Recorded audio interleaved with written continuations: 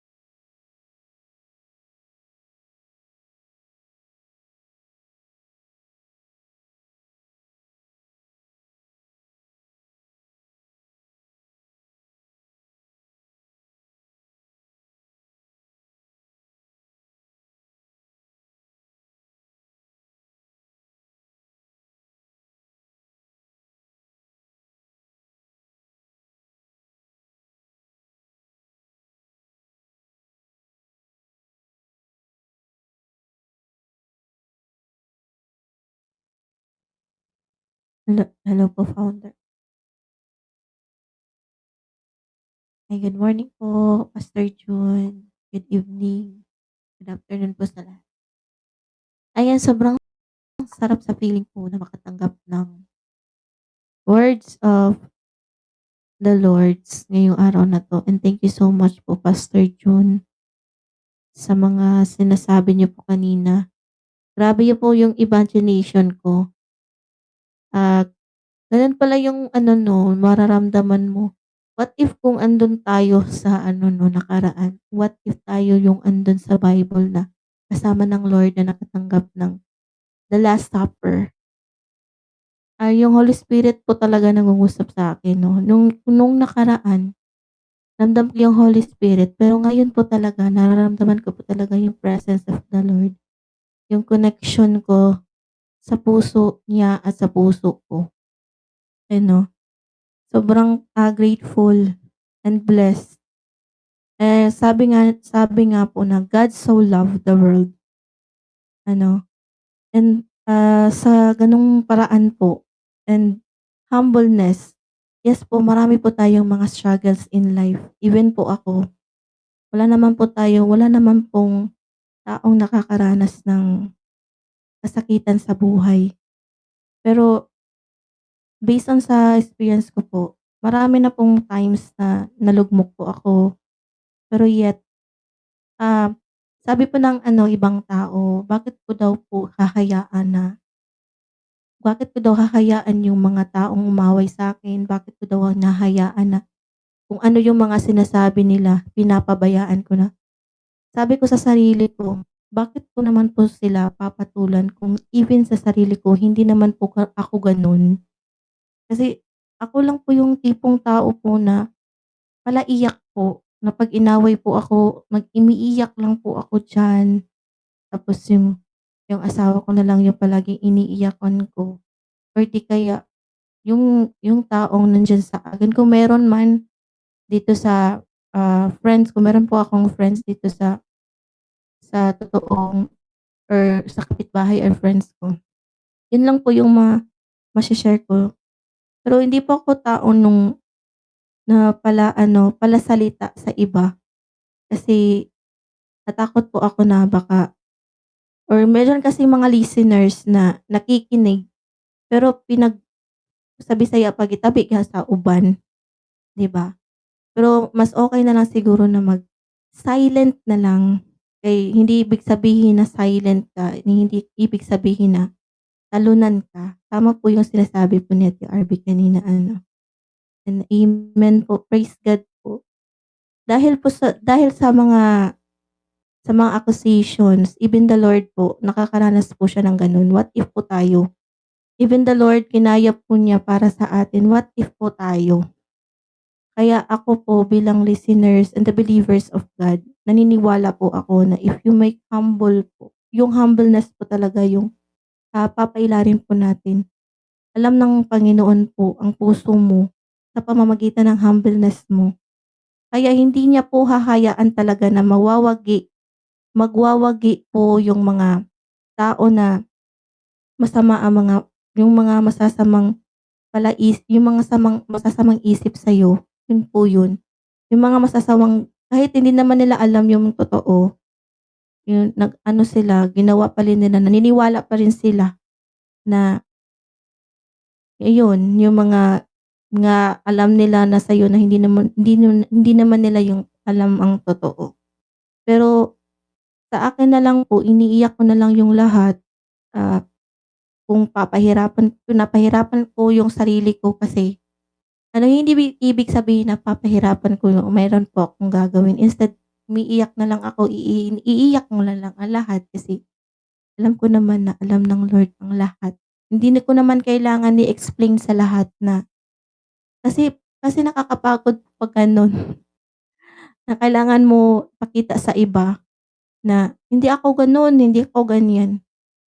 Pero deep inside alam mo na alam na sa sarili mo and ang Lord lang talaga. Kaya meron po tayong matatanggap na mga blessings kasi po natuto po tayong mapagkumbaba.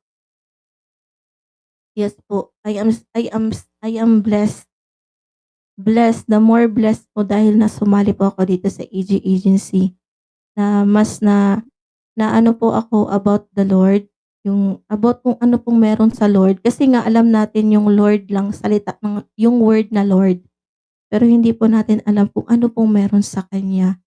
Kung ano po yung miracle na mangyayari 'pag siya po yung ating, ah, sinasapuso at ginagawang center ng ating life. Ano, kahit na hindi po ako palaging nagsisimba, alam na alam ko po yung soul ko po ay busog na busog, hindi lang po ako mataba. Sana po ay sana po sa lahat ng mga nakikinig 'no, dito po, sana po ay naiintindihan niyo po yung mga learnings natin ngayon.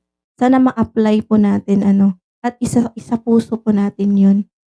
Kasi po, ibang-iba po talaga 'pag si Lord na po talaga yung nangungusap sa atin at nararamdaman mo talaga yung pagmamahal niya sa pamamagitan ng mga ginagawa sa inyong life kung may mga pagbabago sa inyong buhay.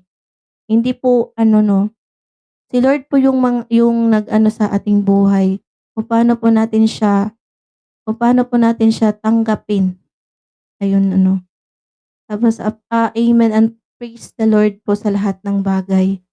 Ayan, mahal na mahal ko po siya sa simpleng ano lang po, ah, meron po akong ano, ano ka ng, kahit anong konting bagay lang po na nagawa ko sa kanya, kahit sa ganitong paraan po, alam na alam ko pong, ano, alam ni Lord ang mga nasa puso. Kaya thank you po founder, thank you po Pastor June, dahil sa ganito po ay mas lalo ko pong namo-mold yung sarili ko and willingness ang pagpapakita ko po ng, willingness, and thank you so much po. And it is my honor po Ma'am Emmy na-add niyo po ako sa GC, kinilig po ako dun, eh. Parang ako parang feeling ko, hala, Lord thank you dahil, meron na akong role gina gin na nagagampanan, and yun po yung ano, thank you so much dahil sa ngayong year na 'to nararamdaman ko po talaga yung pagbabago, and maraming maraming salamat po founder dahil po sa inyo or dahil po sa EJ family, sa praise and worship teams, sa lahat ng sa mga nanay, ate, sa mga kaibigan ko, thank you so much po dahil kayo po yung way kung bakit po ako, patuloy po na marami po kung meron po akong pangarap in life po, ay yun pong ano 'no, mapalapit po sa Lord. Always ko po itong sinasabi. Gusto ko pong mag-serve sa kanya in ano, kahit po yung boses ko. Kasi si Lord po yung dahilan, si Lord po yung nagbigay ng boses ko, ng talent ko, kung ano pong meron ako. And it is my way po na na to glorify Him sa pamamagitan ng pagkanta ko. Kasi sa kanya 'to lahat, eh. Kaya it's time na po na in this year, gagawin ko po ang lahat. Kahit na mahirap, alam ko pong hindi basta-basta, pero gagawin ko po ang lahat, and I am very thankful po to this ano, to this agency. Kaya po kayong andiyan na sa 95 viewers po, hindi po hindi po ito dahilan dahil po sa fireworks na nandito po kayo ano. It is the time po na magbago na po tayo, tanggapin po natin si Lord sa puso natin, sa buhay natin. Dahil 'pag ano po, 'pag tinanggap niyo po siya, mararamdaman niyo po yung miracle na kahit ano po yung mga pinagdadaanan ninyo, darating at darating at darating po na masosolusyunan ninyo yun na hindi niyo namamalayan. Ano, hindi niyo po yan mamamalayan. Kasi ako, always po ako negative araw-araw, kaya negative po lahat ang mga pumapasok. Kaya sa simpleng pagdilat sa umaga, always positive kahit po, hala, napuputulan na kami ng kuryente, hala, hala, walang ano, tatawanan ko na lang yun. Kasi alam ni Lord na, uy, ikuan ko na ako ni si Eunice Bay kung asa tama ni iyang kuan kung unsa ba ni. Pero mokatawa na lang ko, mara ko na, Lord, unsa naman pud na imong gihatag sa ako ng problema, ay ana na lang ko ba. Ay gano'n, unsa naman pud ni Lord, ay hantod ka na sa man ta nimo laban. Anaon na lang nako. Pero pero miracle gyud kay bisan sa kanang gamay lang gyud kayo ng mga grasya ba, eh, maabot pa sa punto pod no na dili nato isipon 'no, wag natin isipin na tayo po yung kaawa-awa ano. Kasi po one time po, meron palang mga naghihirap may naghihirap pa po sa atin. Hala, mapapatag na naman tayo dito, ay ano 'no, kasi ano, yung pera ko talaga is, ano dito maliit lang. Tapos po, meron po akong naging kaibigan na wala po silang bigas, wala po silang ulam. Tapos kami po yung ano kahit galit na galit po ko namang yung mga silingan gud noon na kanang bisan unsa yung gitsismison ko ba bisan ko ano. Instead makatawa na lang po, tawanan ko na lang tapos he said, kung meron kami po kasi mag-asawa, kung ano pong meron sa amin shine-share po namin 'yun kahit alam namin na yung tao na yun ay merong naging kasalanan sa amin. Hindi po kami nagtatanim ng galit. Instead, tinatawanan na lang namin na, "Uy sagdain na lang gud na, uy, anaan mag-ana na lang mi duha." Kasi badlungon gyud ako na siya no, "Uy kabad pud nimo uy, kapuyo ra gud." Ana, sa kun man gud eh, sagdain na lang gud na, mo kuan, may nga na gud na mga grasya mo 'to naga-share ko sa simpleng sudan lang gud na the way of saying na kuan na wala ta kabalo ba na hindi natin alam ba na meron pala siyang pinagdadaanan, ayun. Kaya masarap po sa pakiramdam 'no na i-she-share po natin yung mga blessings sa kaaway natin. Kasi mahalin po natin yung kaaway natin, 'wag din po natin silang awayin. Dahil yun ano, dahil ano, alam niyo po yun, yung gano'n na feeling. Alam ko pong gano'n kayo, kasi anak po tayo ni Lord. Ano, patuloy lang po tayong gagawa ng kabutihan, humbleness, kasi darating na magiging kung ano po yung mga goal in life natin. Hala, napadami naman ng share ko, nagiging 1 hour. Sorry founder. Kung ano po yung ah, mga blessings na kung ano po yung na nawala naman ako, eh. Kung unsa man ang nahitabo sa imong life karon, hindi hindi tayo forever ganyan. Ano mga kapatid, sa lahat po ng mga 101 million viewers po diyan, kung malas po tayo ngayon, bukas hindi, sa makalawa hindi.